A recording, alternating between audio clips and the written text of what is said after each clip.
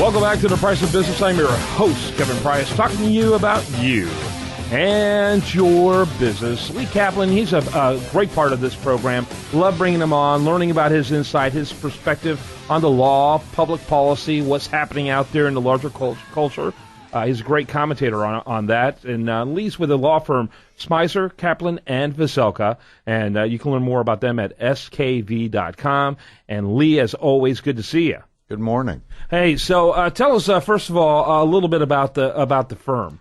Our firm does litigation and arbitration. We go to trial. We handle appeals, whether someone is appealing against a victory we had or once in a long while we lose a case and appeal it. But trials, appeals, arbitrations. Yep. And, just before you got on, you kind of gave a neat little laundry list of some stuff we could talk about. Where do you want to start? Well, I think the most interesting thing that's happened in the last couple of weeks is the pair of decisions relating to the Affordable Care Act. One is the Hobby Lobby case that everybody's heard about, and the other is essentially what I would call an interim decision by the Supreme Court that seems to contradict what Justice Alito just said in the Hobby Lobby case. In the Hobby Lobby case, he said, look, there are ways to accommodate these closely held businesses that have objections to, on religious grounds, to say providing contraceptive services. And then they turned around and by a 5-4 very shortly thereafter granted some sort of a stay on behalf of a church that objects to even filling out what's called a Form 700. There's a form that, as I understand it, churches, which are exempt, can fill out and say they have religious objection to contraceptives, and that allows third parties, i.e. the insurance company, to provide those services. Well, the churches have said, or in this case it's Wheaton College, has said that even filling out a Form 700 is enabling contraception, which is against its beliefs. And the Supreme Court has granted on a 5-4 basis a stay against enforcement of that law, which led, I'm sure you've heard in the headlines, both on the air and in the papers, the 3 female justices issued a stinging, bitter dissent saying, when we say something in opinion, people are supposed to be able to rely on it. You just finished saying in Hobby Lobby there are ways to accommodate these issues, and now you've granted a stay against one of those accommodations. So this is ridiculous. I see the contradiction. So they went ballistic, which, frankly, I understand. Mm-hmm.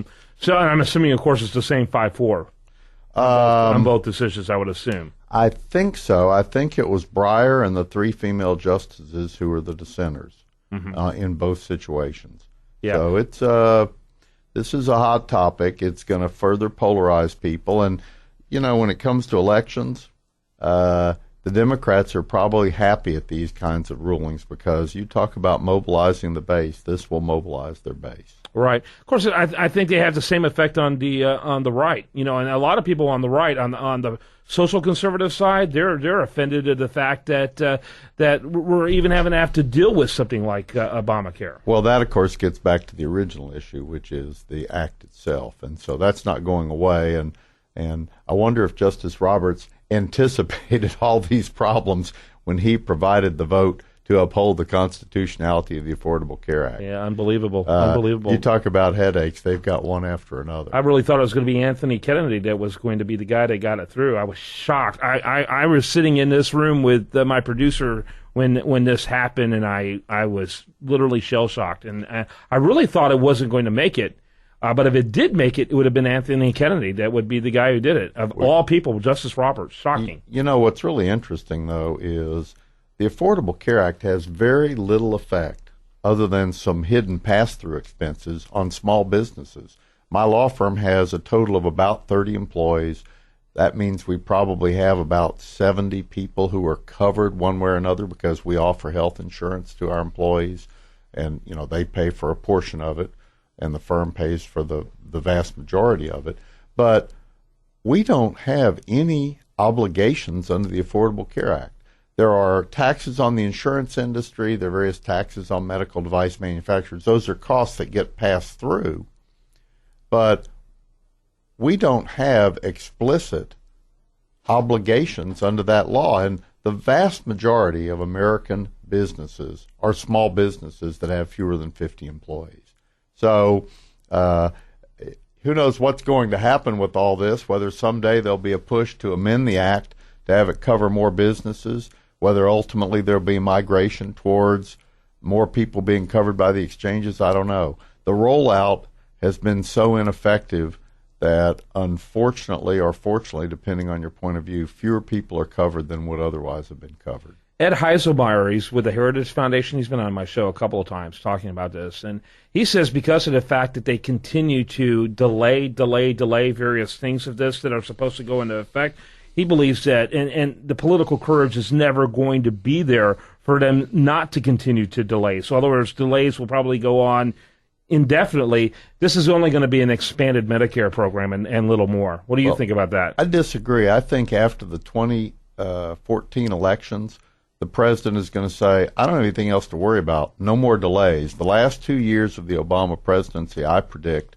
there will be no more waivers or delays, and the full effects of the act will come into play. I don't believe any waivers will be granted after November 2014. That's interesting. This is his legacy. Yeah, it is. It is, and that's why in that debate with Mitt Romney, he said, "No, by all means, go ahead and call it Obamacare." Remember that in the debate, when Romney kind of sheepishly referred to it as Obamacare? Oh, no, by all means, call it Obamacare. I think you're right. I think there's truth to that. I think that's a huge gamble because if he does pursue that and chooses to do that, it creates the only environment that would possibly lead to it being, overturned, but with a new Congress and a new president. That could become the referendum issue for the next presidential election cycle. Well, it's going to be very difficult for the Republicans to take the Senate. There have been a number of developments lately that I think mean that won't change, so I don't think that the regulatory environment will change that much. The reason is you've got different people in trouble in various places. I think that the Democrats will mobilize enough female voters to save some of these senators who are in trouble, even, say, Mary Landrieu in Louisiana. The Republicans have nominated, in some cases, some very, very conservative people, and I believe that while the base, the quote-unquote Republican base, will turn out, you're going to have a lot of what I would call laissez-faire